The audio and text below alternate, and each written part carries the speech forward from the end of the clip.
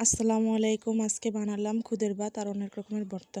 প্রথমে প্যানে পরিমাণ মতো সয়াবিন তেল দিয়ে দিলাম, তারপরে কয়েকটা পেঁয়াজ কুচি দিয়ে দিলাম, তারপর 2টা তেজপাতা দিয়ে দিলাম। পেঁয়াজগুলো ভেজে নিলাম, খুদের চালগুলো দিয়ে দিলাম, তারপরে চালটা একটু ভালো করে ভেজে নিলাম। এই জায়গায় হলুদ অ্যাড করতে পারেন, নাও অ্যাড করতে পারেন, যার যার পছন্দ অনুযায়ী খুদের ভাতটা রান্না করতে পারেন। আমার কাছে হলুদটা দিলেই বেস্ট মনে হয়। এখন আমি স্বাদ মতো লবণ দিয়ে দিব। চালটা ভালোভাবে ভেজে নেওয়ার পরে এই জায়গায় আমি পরিমাণ মতো পানি অ্যাড করব। পানি দেওয়ার পরে কয়েকটা কাঁচামরিচ অ্যাড করে নিলাম। এখন ঢাকনাটা দিয়ে দিব। চালটা ফুটো অবধি আমি সব রকমের ভর্তাগুলি বানিয়ে নিব। ভর্তার জন্য কয়েকটা শুকনো মরিচ ভেজে নিব। প্রথমে আমি বাদাম ভর্তাটা বানিয়ে নিব। শিলপাটায় শুকনো মরিচ বাদাম একসাথে বেটে নিব। বাদাম ভর্তায় পেঁয়াজ আর ধনেপাতা অ্যাড করে নিব। তারপর স্বাদ মতো লবণ অ্যাড করে নিব।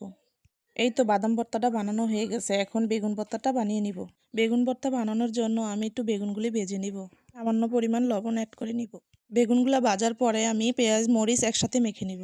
পেঁয়াজ মরিচ মাখানোর পরে আমি বেগুনগুলি মাখিয়ে নিব।